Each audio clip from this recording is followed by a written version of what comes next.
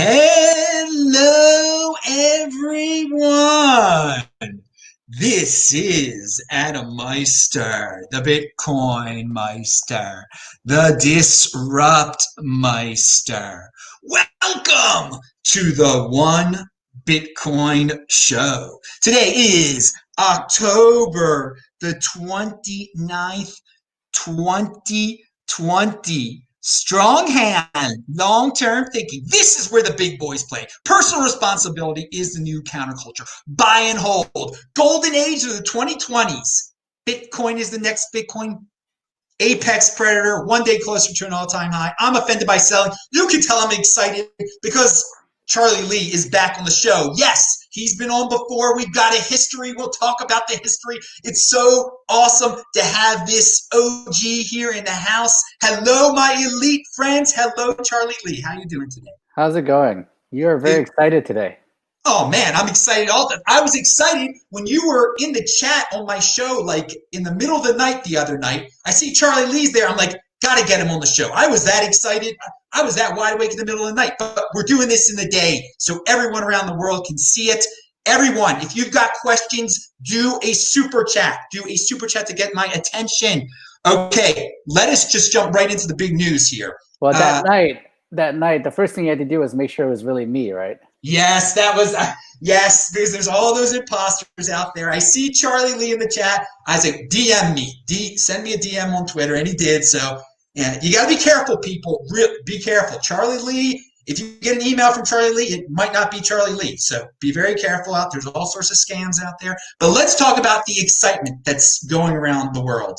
Well, especially last week, the PayPal announcement. PayPal is going to sell Bitcoin. And they're going to sell Litecoin. Well, Litecoin. Hey, let's get Charlie Lee on the show to ask him, do you know the inside baseball on that one? Why did PayPal choose Litecoin? I don't actually know. Actually, the really cool thing about PayPal is that it's one of the few partnerships or whatever companies that support Litecoin that I actually had no hand in. Like I didn't reach out to them. They decided to choose to support Litecoin. I think it's because Litecoin has a 9-year history, right? It's been working flawlessly for 9 years. It has a lot of liquidity. In the end, they're trying to make money, right? So lots of people trade Litecoin. The Litecoin trading volume is really high, and they would make a lot of money supporting Litecoin, and that's why they did it. All right. I thought there was going to be some California connection there, but you're saying you had no say in it at all, nothing to do with it. Yeah, wow. And I'm happy. I'm actually excited because of that, right? It's Litecoin has grown up. It doesn't need me to push it. People would actually support Litecoin because it's good. Ooh, pound that like button. That was a very good point there. Okay, so overall with the PayPal news, I mean, you were excited about it for Bitcoin. I mean, what do you think it's going to do? Going to bring some mainstream adoption? It really isn't owning your coin in the traditional sense, but I think it's good marketing. So overall, what do you think about the PayPal situation? I think it's huge. I mean, it's true. You can't withdraw Litecoin now when you buy it on PayPal. But that's the case when Square Cash launched Bitcoin buying and selling. You couldn't withdraw it. Now they let you do it. And there's like Robinhood lets you buy and sell Bitcoin, Litecoin. A few other like trading platforms let you do that, and they don't let you do withdrawals yet, right? I think that withdrawals will come. I'm not concerned about that. I think like it's a stepping stone, right? PayPal supporting Bitcoin, Litecoin is huge. You'll get they have 300 million customers. Obviously, not all of them would buy crypto, but it opens the market to all these potentially new people into the space. And once they get in, they get hooked, right? You know how it is. I mean, we've been in this for so long. Once you start like playing around with Bitcoin and Litecoin and start buying it, holding it, seeing the price move, and start sending coins around, you get hooked, and those people will come into the space, and they will see other places they can actually buy and hold their own coins, and they will use other things. So it's a good place to get new people in. All right. Yeah, I hope people can learn. I don't know how many people who think they own Bitcoin and Litecoin and Ethereum on the PayPal platform. Once it comes out, I don't know how many of them will then say, okay, I want to learn about Trezor, but there will be a percentage. There will be a percentage. And once the PayPal platform goes live, it's going to make national news. So, I mean, I'm excited. It is good marketing for the space in general. Now, you said it's huge news Well, for Bitcoin. plus like Venmo is going to start supporting it. PayPal owns Venmo, and that's huge too. And then when Venmo supports it, you would expect to be able to send crypto between people, right? Otherwise, what's the point of Venmo supporting it, right? So when Venmo supports it, you can send Bitcoin, Litecoin, and obviously US dollar and stuff between people. And then they also mentioned that they're going to have merchant support where you can pay merchants with crypto, and that's huge too, right? PayPal works really closely with eBay. Imagine if eBay supports crypto for all purchases. With that in mind, a question that I got and I've been pondering with the current tax regime in the United States of America, do you think PayPal will be asking the government to maybe change it a little bit to alter it? Because right now, if you make a purchase, you have to know how much you paid for it, and then how much you paid for the Bitcoin, and then how much it was worth when you purchased it. Do you see some lobbying going on? Yeah, I think it's true. It's kind of unfortunate right now. If you spend your Bitcoins and Litecoins, you have to kind of calculate your cost basis and then pay taxes on it. There are definitely pushes for some regulation change to allow like small purchases of stuff with crypto where you don't have to pay taxes on the gains, right? I'm hoping that will pass. It might take some time, but I think if PayPal starts supporting it for merchants, it will help push that new regulation. Yes, PayPal, go buy up some nice lobbyists there in DC to straighten out this situation. Under $1,000 in transaction, you shouldn't have to pay taxes. Treat it as money. Okay, now it is big news, and I want to do a compare and contrast here. Was the Michael Saylor news of his company purchasing all of that Bitcoin, was that bigger than the PayPal news, or is it just a different beast totally? It's different, but I think the PayPal news is definitely bigger than the Michael Saylor news. I think it's awesome that you have companies buying Bitcoin as for their treasury. I think it's going to happen. More and more companies will feel the need to do that with all this money printing going around. And before you know it, countries will start doing it. Right, countries right now hold gold as their in their reserve currency in their treasury, and they will start holding Bitcoin and other cryptos. So I think it's just a matter of time. So I'm very excited about that. But PayPal supporting crypto is huge because it just brings kind of crypto to the mainstream. Right? If someone tells you like 4 years ago PayPal's going to accept crypto, your mind would be blown, right? Yeah. So it's kind of like it's a huge step, I think.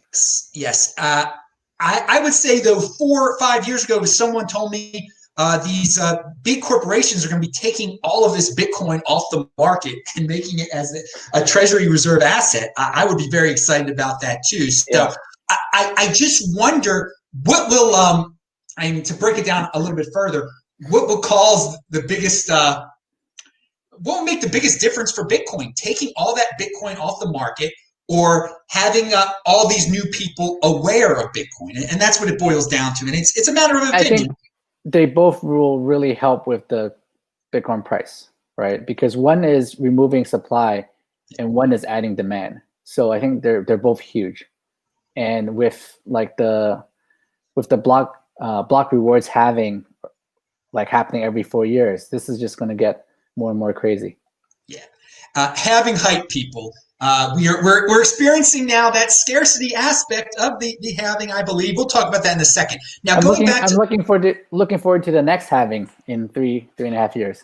Oh, always. That's what I tell people. Strong hand, 2024 halving. You remember I was talking about the 2020 halving since the moment I met you and everything, and I got to give people long-term goals because I'm offended by selling. I don't want people to get rid of their Bitcoin. I mean, come on now. But there's so much temptation. We will get into that. Hey, everyone, do what the shirt says. Pound that like button. Best freaking guest in the space, of course. Tomorrow, Friday, is This Week in Bitcoin. Charlie's been on that show before. It's 1 p.m. East Coast time. So everybody tune in for more best guests in the space. Okay, but let's talk about Michael Saylor some more. Sure. You're on Twitter. You have seen since September how he has become this cult-like figure. Okay, I mean,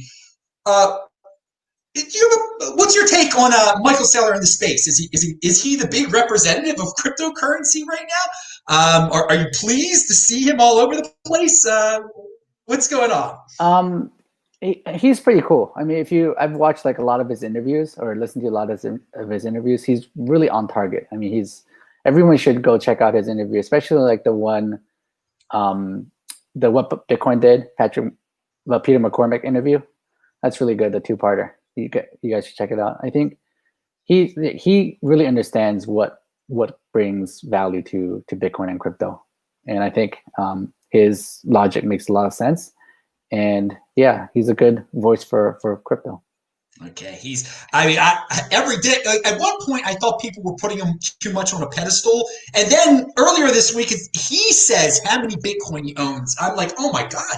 I mean, he is really into this, and he owns like what, hundreds of millions of like dollar in Bitcoin. Yeah, it's crazy. He spent 9 figures on Bitcoin. So I mean, and now it's even worth more, partially because of him hyping it up. But he put his money where his mouth. He put his company's money where his mouth is, and he put his own personal wealth, quite a lot of it. So I'm actually quite surprised that he would talk about how many coins he owns, because puts a big target on his back. Yeah, he must have a good security team of some sort. I assume.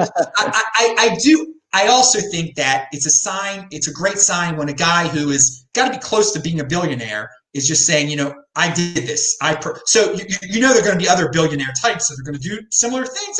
Well, if that guy did it, I can spend 9 figures on Bitcoin also. I mean, it's amazing that these dudes.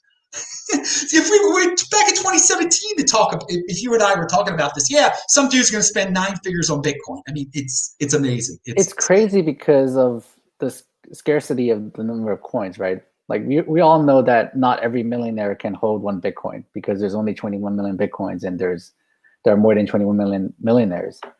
If billionaires starts buying, like how many Bitcoins did he buy? Like 17,000 something, 0.1%. Like crazy amount, yeah.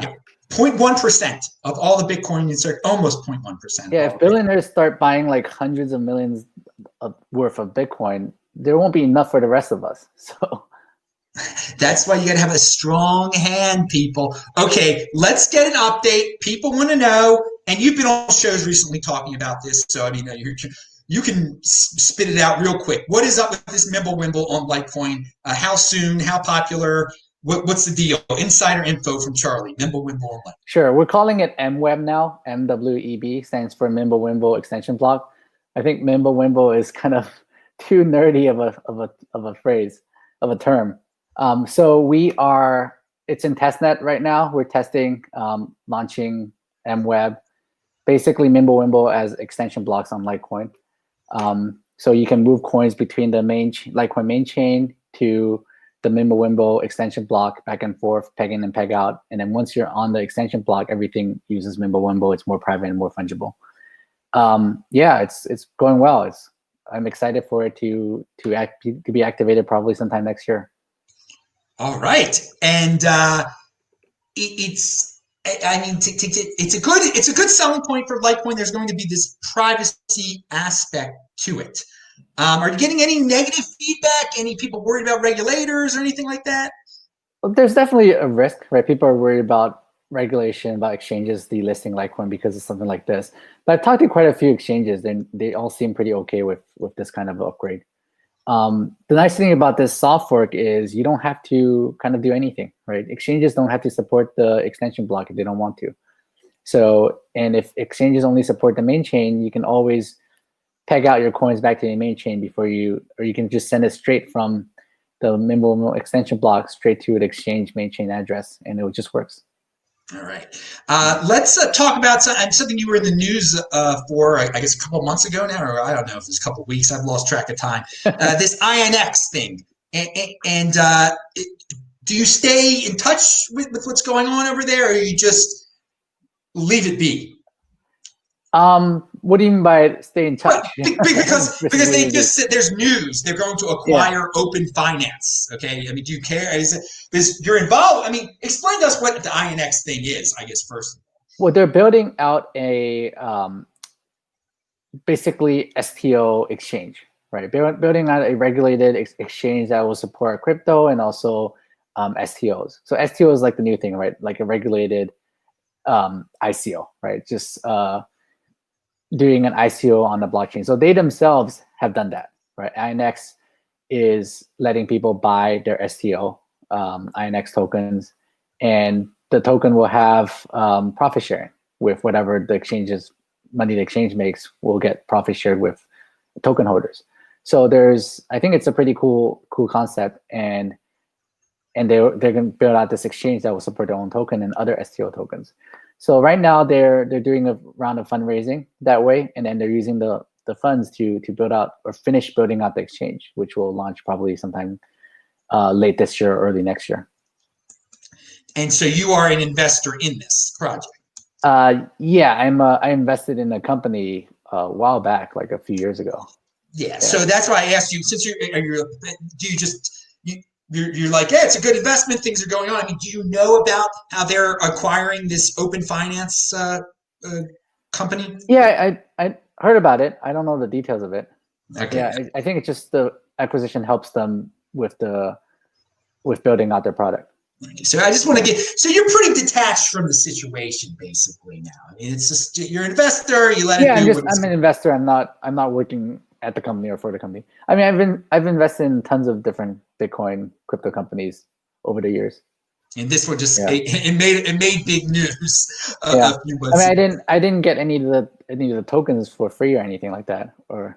So I know some of the advisors and people working at the company got the tokens. It's kind of like equity, right? You get equity in the company, and the equity goes up in value over time. Yeah, people are trying to do things in this golden age that are a little bit different, and so hey, it didn't bother me, the INX thing. I am pure Bitcoin, of course, and I like to I keep it as simple as possible with my investments. My only investment is Bitcoin. Pound it, baby. But we've got the founder of freaking Litecoin here, so we're going to talk about. Yeah, I mean, I never go out and say like Ethereum is a scam or anything like that. I think Ethereum has its use cases, and having like an STO token on Ethereum makes a lot of sense today. Well, let's talk about tokens for a second and history for a second. Is this December of 2016 all over again? Because that was 210,000 blocks ago in terms of Bitcoin. Mm-hmm. I believe in the 210,000 block theory that everything repeats itself. When we were about to enter 2017, the ICO stuff was about to go crazy. Is DeFi about to go crazy? Okay, is 2017? Is 2021 the next 2017? Are we going to see a price run up? So I think it is, but not because of DeFi. It will be because of like the micro Saylor stuff, because of the PayPal launching, Venmo launching. I think those stuff like that will bring like new people into the space, and that's going to help with the next run up. Yeah, well, I'm not saying they are the cause of any run-up. I'm just saying that I believe the scarcity is the bottom line that drives the run-up in Bitcoin and then drives interest in other cryptocurrencies. And just you need both scarcity and demand, right? Yes. If something can be scarce, but if there's no demand for it, the price won't go up. No one will use it, right? So you actually need demand also. Well, yeah, and I feel like we're entering a new year. We're going to get that demand vibe again, and it's just we're a certain amount of months away from the halving, and that's when people start to realize that the scarcity aspect of it even more, because there's just not as much around the buy. But what we had last time was that during the euphoric, everyone was happy, and it just got super euphoric with the ICO stuff. Do you see DeFi as being very similar to the ICO craze? Not sure, but I don't think so, because DeFi is so complicated for the average user. They won't be coming into this space to get into the DeFi action. So yeah, so new people in this space is what drives like kind of more adoption and the crazy price growth. Yeah, I mean, new people will be buying Bitcoin and Litecoin on PayPal initially. They're not going to come into crypto and put all their money to DeFi. I hope they don't. Well, what do you think about the DeFi craze right now? Because there are plenty of people. I mean, it's making big news all over the place. We have a new token every week, and sometimes we have a new token that completely goes crash and burn every week. It's died down a little bit, right? It's like, was it a month ago when it was like at the peak when there's so much value locked up, and then today it's not that crazy anymore. I think, for me, I think it's going to get ICO bubblicious again. I know it was crazy a month ago. It's died down, but I just think there's got to be, whenever you're having a Bitcoin bull run, I believe there's got to be some altcoin insanity going on at the same exact time. Because there's always people that want to diversify for the sake of diversification. And I mean, I see out there are all sorts of entities that just believe so much in this DeFi thing and have put a lot into it. So, and it is much more complex than the ICO stuff. So I can see, I see a lot of growth there. I don't want any piece of it. Okay. And I made that very clear before, and I don't advise, but hey, creative people, gamblers, they're gonna do wild things in this space, and it's the wild west, and that's part of the reason I like being here so much. But talking about alt season, we had a big alt season in 2017. Do you see that happening again? Or is it just going to be top tier altcoins that are going to be loving life in 2021? I think we'll always see alt season happening whenever there's a big market run up. People will diversify. People will play around with the small caps coins, and then some of them will become big. I think, I expect everything to be, when the bull market happens, everything will be going crazy. Okay, but do you ever see I think I see a clear delineation here between top tier altcoins and all the rest. When you get on PayPal, when there's just certain bigger organizations that have interest, financial interest with some of these altcoins, and it's usually the same ones: Ethereum, Litecoin, Bcash, et cetera, et cetera. By the time we get to 2028, which is 8 years from now, which is after 2 more halvings, do you see as many altcoins out there? And do you see a special place out there for the top tier altcoins where it's universally recognized? Okay, there's got to be altcoins, and these are the best ones. All the rest, it's nonsense. I don't know. I mean, who knows, right? I think even today there are, like you said, considered like top tier coins, right? Bitcoin, Litecoin, Bitcoin Cash, Ethereum, XRP will probably be the top 5 well-known coins. And then there's like the second tier, right? I think it's always going to be that way, where there's not going to be someone saying like, these are the coins that only coins you should care about, right? It all depends on market and market demand and stuff. So I guess we'll see. I just thought there's going to be a time, back in the days of the .com and the early internet, there were all these companies, but soon, you had your big Goliaths that were just recognized as the kings of the freaking space. And I just wonder, in terms of altcoins, if it'll be very clear which ones are. I mean, you already named, but like XRP, it's so much different than the rest. It's like, which one of these doesn't belong? I mean, maybe it might get regulated out of existence. Who knows? I mean, I mean, you can claim that Bitcoin Cash doesn't belong. You can claim that Litecoin doesn't belong, right? It's all depends on how you think about it. Okay, well, right. Talking about the evolution of cryptocurrencies here, we're getting close to Fed coins coming out. Okay, we're getting close to central bank digital currencies. Probably by the next halving, they'll be in existence. Yeah. A negative or a positive for the space? What's your take? I think it's positive. I think it's not going to compete with like Bitcoin or Litecoin because it's not decentralized, and they don't have to be decentralized, right? They're just a digital form of fiat currency. So the positive part is that it will make it a lot easier for, just like how Tether and Tether and all these stable coins make it easy for people to kind of convert back and forth between fiat and crypto. Government coins will make that even better or even easier, right? So it's easier for people to get into crypto. I don't think it will compete with crypto in terms of the store value. So yeah, I think it's good for the space. All right. Looking forward to it. Hey, people in the chat, we got a lot of people over there. If you've got a question for Charlie, do a super chat so I see it. Super chat. All right, I want to go back to altcoins for a second. Do I get a cut of your super chat revenue? No, you do not. Pound that like button. Got to be honest about that one. Now, you're doing pretty well over there. I mean, you came up with this. We're going to talk about the history of Litecoin. I think you're in Silicon Valley. All right, now let's see. What for you?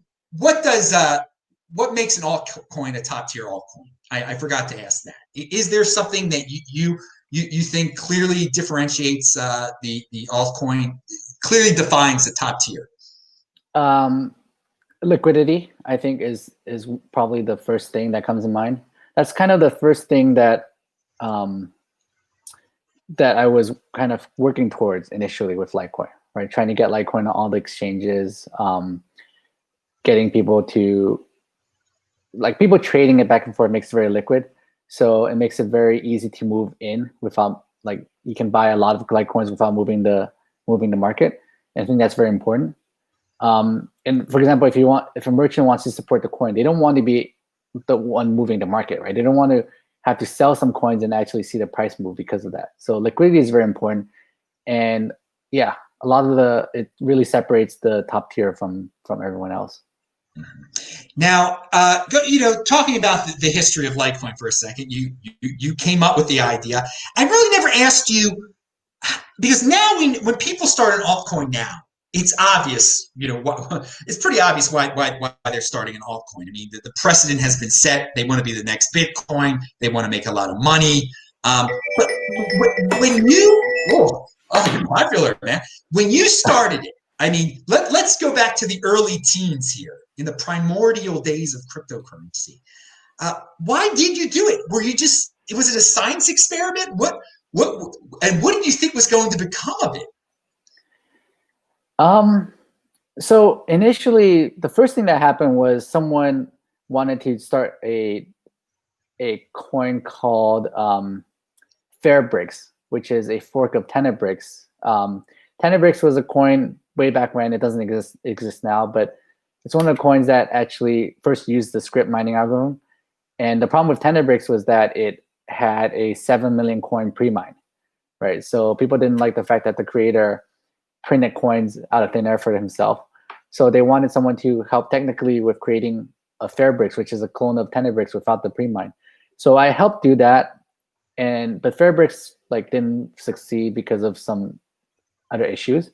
And then after that, I just decided I want to create a coin by myself, or with some help from people, that is fair, right? Which is really important. Uses the script mining algorithm a little bit faster in Bitcoin, and position as silver to Bitcoin's gold.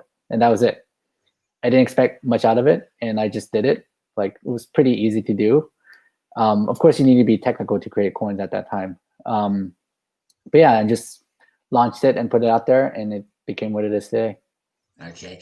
And does it now? I mean, it was obviously a very simple premise back then. You didn't back then. Did you have any? Did you think it could become as huge as it has become? No, definitely not. Well, you have to realize back then, Bitcoin's market cap at the time when I launched Litecoin was less than $100 million. That was Bitcoin's market cap. Today, Litecoin's market cap is what, $4 billion. So Litecoin, when Litecoin's market cap surpassed what Bitcoin was, my mind was already blown. Right, that could happen. That Litecoin's market cap could surpass Bitcoin at the time when I created Litecoin. So when it hit $1 billion, it's crazy. All right. Yeah, I want to say now in the present, you're a very modest man. You're great. Does it ever hit you do you ever take a few steps back and like think like, oh my God, what have I created? I'm going to be remembered for you changed the freaking world. I mean, it's basically thought of as like it wasn't the first altcoin, but people remember it as the first altcoin. Basically, you built this thing out of nothing, and I mean, you appear on national cable television shows. I mean, does it ever hit you with like what you've done here and what your legacy is? It's quite amazing when I think about it. Not really, but I hope I leave a good legacy, right? I really hope I don't leave a legacy of the guy who sold at all-time high and watched the coin like crash and burn, right? So, dude, you don't worry about that. That gets forgotten. Trust me. That's all the haters out there, man. there's definitely a lot of haters. No. I mean, you are remembered. I mean, because first of all, the weird thing about cryptocurrency, the person who came up with the original one, Bitcoin, no one knows who that is. So then they default to the next level of people. So they think Vitalik, they think Charlie Lee. So if no one ever figures out who Satoshi was, you and Vitalik are going to be like immortalized. It's quite amazing. It's seriously. That's not what I want. Like, that's not what I expect. The funny thing is, many years ago, whenever someone interviews me, I always start out by saying, the only reason why you're talking to me is because you can't find Satoshi. And that's part of the deal. That is part of the deal. Yeah. I think that you're going to have to live with for the rest of your life. It's pretty freaking awesome though. Like, people want to talk to Satoshi, so I'll just talk to Charlie Lee instead. I mean, that's just a light version of Satoshi. There you go. Okay, so let's move back. Well, here we've got questions here. We got questions piling in. We got to ask. So Randall McMurphy says, "What if some company like MicroStrategy buys $500 million in Litecoin for their reserves?" Oh my! What do you think about that? Well, that would be huge, but I don't see that happening like soon. But Litecoin's market cap can't handle that, right? So Bitcoin can. Right, someone can buy $100 million worth of Bitcoin and not move the price, and the market cap is big enough to handle that. So that's one of the reasons why eventually the market caps of like Bitcoin, Litecoin will have to grow like by a lot more if it needs to be able to handle like the world kind of usage of the coin, right? So for that reason, I'm very bullish on Bitcoin and Litecoin. But sorry, that's my dog. Hell, Charlie Lee's got a dog, people. Insider info. Don't run up on his house, dude. You're gonna get that dog in your face. All right. So, that dog will kill you if you come. Yes, definitely. It's a hardcore pit bull, no doubt about it. Like Streets of Baltimore type of pit bull there. All right. What were you just saying? Your pit bull messed up the train of thought there. Oh yeah, that you expect the price to go up a lot because it can't. Currently, if someone tried to buy a bunch of it, it would just move the market too much. You were saying in terms of Litecoin. Yeah. But and a related question from the audience actually is, ask Charlie about his 2021 and 2025 Bitcoin predictions. Okay, people love to hear price predictions like that, but I mean, I think you were just getting into it basically. Yeah, I expect us to get back to the previous high like within a year. I think this is about the right amount of time. I see the next bull run happening. I mean, looking at the price today, right? It's already been pretty crazy. So I expect us to do well in the next year. But in terms of like exact price, who knows, right? But I mean, you're a long-term thinker. You got into this because it's going to be worth more in the future. Just be patient. Yeah. Yeah, I think definitely don't buy and expect it to go up in the year. Just if you have like a 5-10 year time frame, I think that's always healthy. All right. Now 2025, that's going to be after the next halving. What do you think? Price fluctuations will be it'll be calmer by then. Will Bitcoin be more of just like a recognized, like it's $100,000 and it's not jumping around too much, or are we still going to have turbulence even then after 2025? It will become less volatile over time, for sure. Yeah. when and what the price will be back at that time, we don't know. And I think if Bitcoin, like over time, fiat is going to go hyperinflation, right? So when that happens, if you price Bitcoin in fiat, the price will go shoot to the moon, right? It will go crazy. But that's not because Bitcoin is more valuable. It's just because fiat is less valuable. So when that happens, it will happen, right? Throughout history, no fiat currency has ever like existed for more than like a few hundred years. So yes. Now you say fiat. Let's boil it down to the dollar here. You really think the dollar will hyperinflate one day? I mean, the world is addicted to the dollar. The dollar is going to become Fed coin. It'll be very easy for people all over the world to use it and be monitored by it. But I do not believe in hyperinflation of the United States dollar. But what's your take? the only reason why it hasn't happened already is because it's the reserve currency of the world. Yes. Right? And that's the only reason. So the amount of money they're printing is just ridiculous. And they can't, the government, the Fed is addicted to printing money. So it's not going to stop anytime soon. And it's just going to like snowball.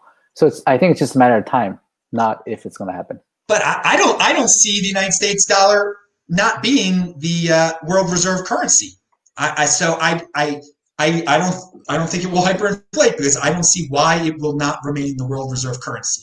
Well, if you ask someone like a couple hundred years ago, they don't think that the gold will stop being the world reserve currency, right? Yeah, indeed. I mean, we've had switches before.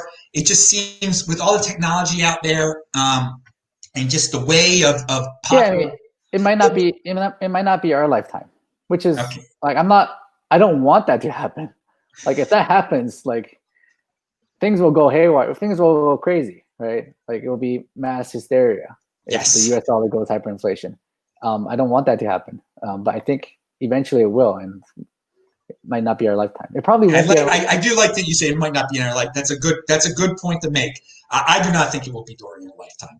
Yeah. I mean, I've said, it'll be 2050 and we'll still be alive. And I think the world reserve currency will still be the dollar even then. But we got another question. What was the defining moment in 2017 that made you realize we were in a huge bubble? Was it the media, cab drivers, etc.?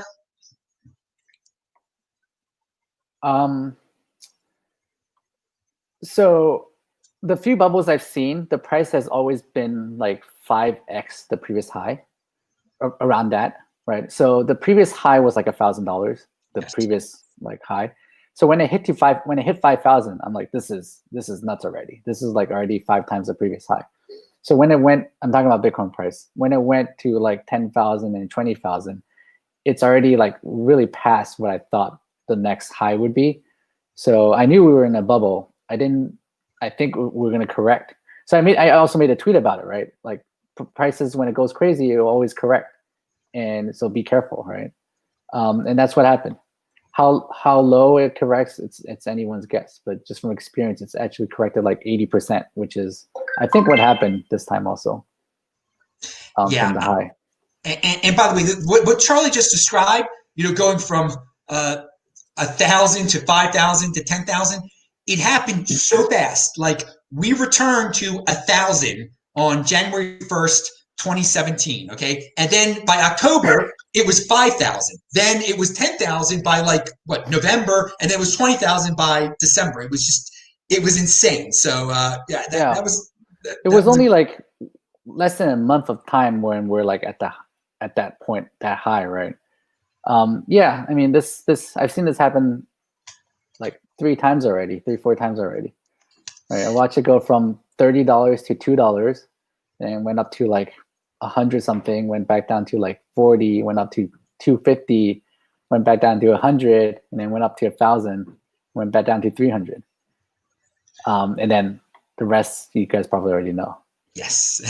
Yeah. Now, let's go back to Litecoin for a second here. What is this Cred? My Cred, and it says earn interest. We are pleased to announce our crypto lending partner Cred now supports Litecoin in all 50 states. Head over to, and the URL and this is from the Litecoin Foundation. So I'm not a big fan of gaining interest on cryptocurrency, but what is with this Cred situation? Recently, they ran into, I don't know if you know, but they had some like fraudulent incident. So they actually shut down all deposits and withdrawals and try to figure out what's going on. Yeah, I mean that's the thing with lending, right? Centralized lending is you're putting coins with a third-party custodial, and you're hoping that they would secure it safely for you. Yeah, it's kind of unfortunate that happened, but hopefully they will figure it out and give everyone their money back. Control your own private key. Now, Litecoin Foundation was a company that, an organization that has talked about credit. I mean, they do some promotion here. Yeah. What is your take on having a nonprofit foundation promoting an altcoin? And what's your take on Litecoin Foundation these days? In what sense? Well, it seems sometimes it seems like it gets too intertwined. That it is Litecoin. That yeah, and it's not Litecoin. But like if there was something similar with Bitcoin, we would all say no, that's not Bitcoin. But like with these foundations and the altcoins, there seems to be a graying of a blurring. Like the one thing that's different between like Litecoin Foundation and other coins foundation is the Litecoin Foundation doesn't get any money from Litecoin at all, right? There's no treasury, there's no like mining rewards that go to Litecoin Foundation. So we're purely nonprofit. We make money from donations and like merchandise sales and partnerships, and we push for Litecoin adoption and help pay for Litecoin developers to work on Litecoin. So it's all like everything is kind of self-contained, and we like if Litecoin Foundation doesn't exist, Litecoin will still function normally. Miners will still keep mining it. Users will keep using it. The downside is that there's one less organization pushing for like adoption of Litecoin and help kind of paying for developers. So I see it as like nothing. There's nothing negative about it. It's all positive. Yeah. Well, do you have any other Litecoin news here that I haven't touched on? I mean, we talked about what's MimbleWimble called now? What's the project? MWeb. MWeb. Okay, MWeb. We talked about MWeb. MWeb stands for like MimbleWimble extension blocks. Yes, I got to remember that MWeb. But any other because we got some Litecoin fans in the house, obviously. Yeah. And so any other news you wanted to discuss that involves Litecoin? I mean, PayPal news is huge. So but okay, and that's the biggest. It's kind of hard to top PayPal, right? And I was telling people the other day, like if anyone hates on Litecoin now, just throw PayPal in their face, right? If you say Litecoin is dead, if someone says Litecoin is dead, you say, yeah, but PayPal supports it. Like, how can Litecoin be dead when PayPal supports it? Right. It's a good back in your face thing, and again, that's what helps defines these top tier altcoins. I say when we have these mass adoption events like this, and who knows. Who knows what's next? What big company will intertwine cryptocurrency, and if they'll only go the Bitcoin route, or if they'll go the altcoin route also? I mean, a lot of the Bitcoin only companies have started supporting other cryptocurrencies, right? So it's not for sure. There are some that are Bitcoin only, and that's fine. But I see as kind of a trend where companies will start supporting more cryptos. Well, here's the other question here. If people, we now have corporations that are using a Bitcoin as a treasury for their treasuries, okay?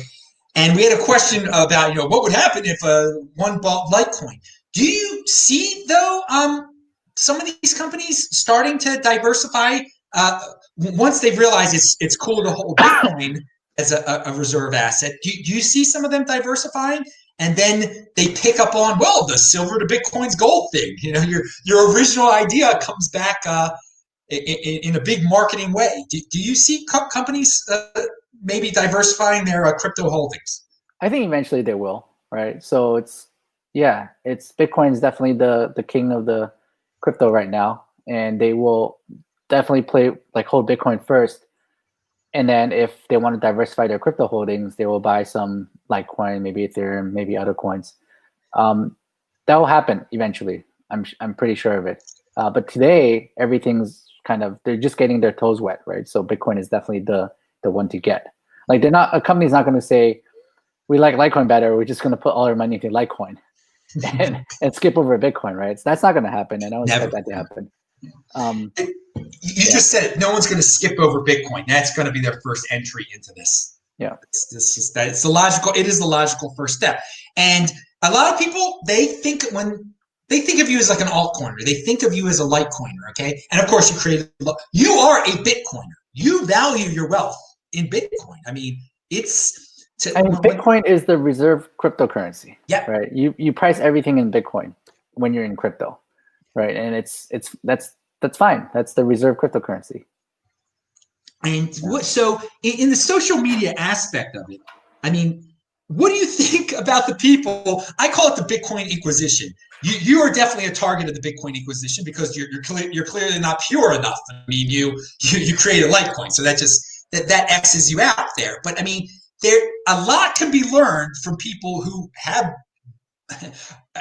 big stakes in altcoins, have done great things in altcoins. You just said the basis. It's the world reserve cryptocurrency. How can someone not be cool, not be a Bitcoiner? How can someone be an enemy if they say that? I just don't get it.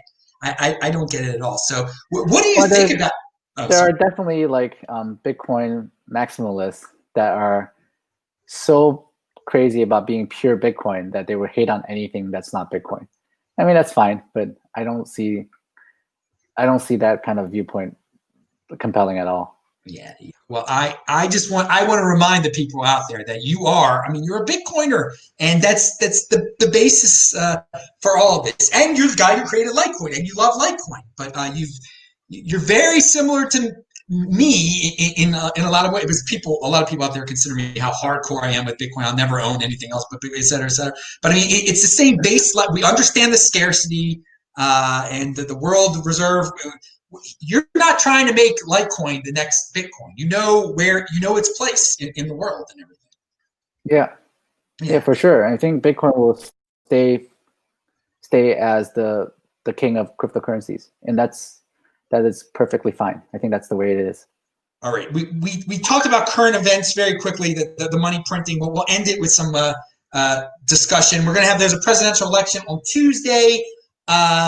There's been a lot of craziness in this world, and we all remember on March the 12th, the price of Bitcoin, even Bitcoin's price temporarily crashed. It was a great day to buy. Trust me on that one. In hindsight, yeah. Yeah. Well, I was telling people, you watched my videos from that day, and I bought 2 Bitcoin at that time. I announced it. I said I spent a total of a little bit over $10,000 on 2 Bitcoin during that time period because I knew it was insane. I knew it was an overreaction. But considering everything that you've seen, you're in California, you've seen some wild things since March. Government just putting their hands everywhere. Do you see election day or November and could we see similar events again where just there's financial panic and are you anticipating it, or do you have a positive outlook on what's about to happen here? I think there's going to be some turmoil during the election. I don't know if it's going to affect Bitcoin prices that much. I mean, who knows, right? I'm not expecting the price to go crazy. Well, we've had, if Bitcoin has been above $10,000, it'll be 100 days on November the 5th. I really think the one threat to that streak will be November the 3rd. You think the price will crash or the price will go up, right? It's like... Yeah.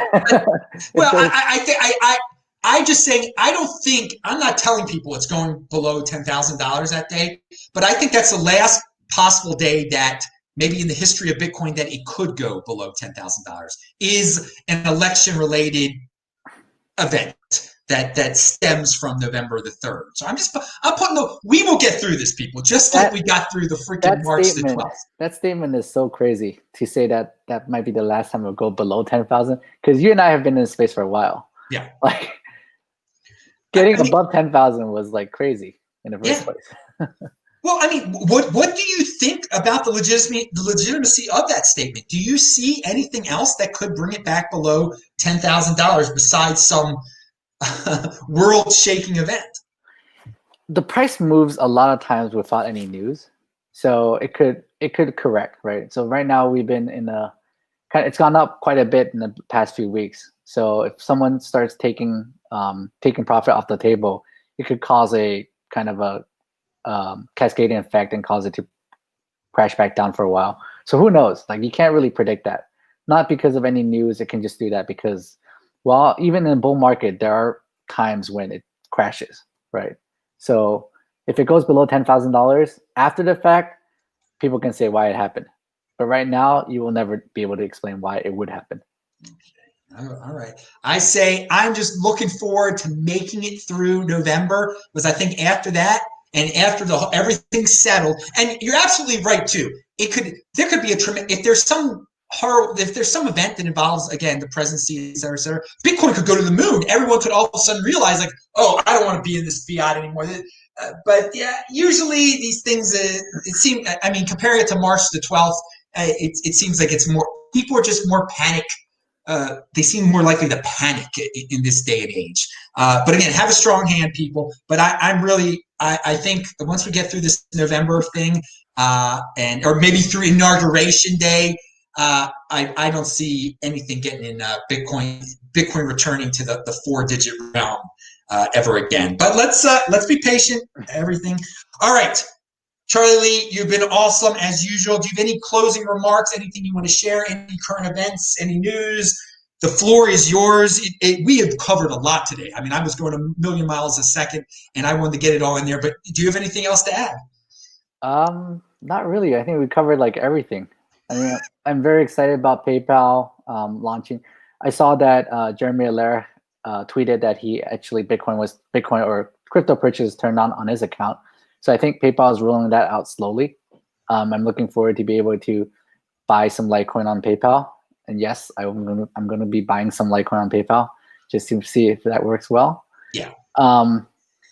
Unfortunately, I won't be able to send the Litecoin out. But I mean, we'll check it out. So I think I'm very excited about that. I'm excited about MimbleWimble and Web launching on Litecoin probably sometime next year, but we'll see how that goes. And I think fungibility is very important. Fungibility and privacy is very important in the crypto space. It's something that's kind of missing, and I'm working on that. So, yeah. I just want to point out, people, he's buying Litecoin on PayPal. It's an experiment for him just to make sure it works. So don't buy, if you want Litecoin, buy the real Litecoin, dudes. But there are going to be plenty of people that don't know the difference, and they're going to be buying Bitcoin and Litecoin over there. And for those people who are wondering, I do buy Litecoin every now and then. I buy and spend it. I'm actually using Litecoin quite a bit for testing and just for everyday spending for stuff. I buy gift cards with Litecoin. I pay people with Litecoin. Yeah, I'm just not like really invested in it as I was before. They're like, now they're like credit cards where you can like use Litecoin through your credit card, right, or something. Yeah, well, actually, the Litecoin Foundation is working with Turnio on a Litecoin card, a Litecoin Visa card that lets you. It's backed by Litecoin. If you spend, if you swipe the card, it's going to sell your Litecoins for $1 and pay the merchant with $1. So I think, and Coinbase announced something like that also. They're doing another credit card that supports all the cryptos on their platform. I think it's kind of like a stepping stone, right? It's not, merchants are not touching crypto, but it's a first step towards just more merchant adoption. Do you still stay in touch with the guys over there at Coinbase where you used to work? Not that much, no. Yeah.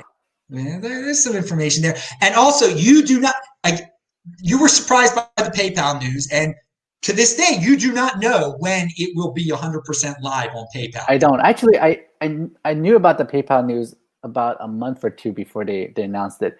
I have a friend that actually was beta testing it, and he told me about it, and I was like really super excited when I heard about it. But yeah, it's awesome. Okay, yeah, I just want to clarify. So basically, the clarification is you didn't get them to do this. That was what your point was at the beginning of the show. You didn't know about it a little bit beforehand. You did find out about it, which is makes some sense there. Awesome. Well, hopefully we'll get to talk again soon. Hopefully 2021 is going to be freaking awesome. It'll be the new 2017, and we'll look back on this show just like we look back on the 2017 shows, and just with a big smile on our faces, knowing how much the space has grown. It's been great knowing you during this for quite some time now, and it's awesome to be in the space, and you're a very positive, inspirational dude out there. And yeah, dude, you will be remembered for greatness, man. Don't worry about the FUD out there. Okay, dude. The next time we speak, the Bitcoin price might be at $100,000. Oh, you could. I don't want to jinx anything. 6-digit realm. I'll be going crazy screaming. Okay, I won't come back until we're there. Okay, look, that'll be interesting. That'll be interesting. But if the day it gets back there, I'm contacting you. I'm going to remember this. All right, everybody. Thanks a lot. I'm Adam Meister, the Bitcoin Meister, Disrupt Meister. Remember, subscribe to the channel. Follow me on Twitter at TechBalt, TechBalt. Well, This Week in Bitcoin will be tomorrow, 1 p.m. New York time. And so see you guys then.